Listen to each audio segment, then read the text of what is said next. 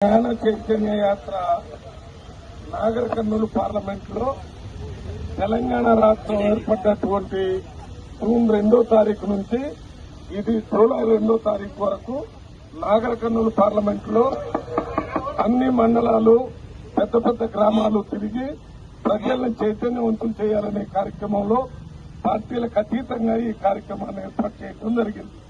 ఈ మహనీయుల్లో ముఖ్యంగా రాజ్యాంగాన్ని రాసినటువంటి బిఆర్ అంబేద్కర్ గారు, మరి భారతదేశంలో 30 సంవత్సరాలు కేంద్రంలో మంత్రిగా, కేంద్రంలో ఉప ప్రధానమంత్రిగా పనిచేసినటువంటి జగ్జీవన్ గురించి, అదే రకంగా సంత్ సేవాలాల్ గారు లంబాడి వారి జీవితంలో వెలుగులు తీసుకొచ్చినటువంటి గొప్ప నాయకుడు సంత్ సేవాలాల్ గారు.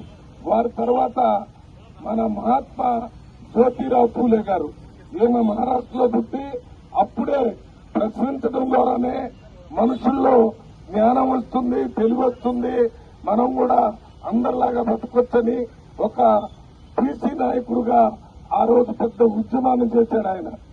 అటువంటి నాయకుల గురించి కొంత ప్రజలకు తెలియజేయాలని, సంతులు సేవలాల గురించి ప్రజలకు తెలియజేయాలని, అదే రకంగా మనం బీసీ తర్వాత ఏపీజే అబ్దుల్ కలాం గారు మామూలు కుటుంబంలో పుట్టి భారతదేశానికి ప్రెసిడెంట్ గా ఇచ్చాడు.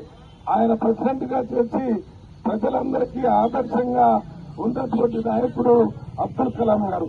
ఆయన గురించి కూడా ప్రజలకు తెలియజేయాలని, దాని తర్వాత ఆడవాళ్లు చదువుకోవాలని ఆలోచన చేసి మొట్టమొదటిసారి ఆడవాళ్ల కోసం స్కూల్ పెట్టినటువంటి నాయకురాలు సావిత్రిబాయి పూలే.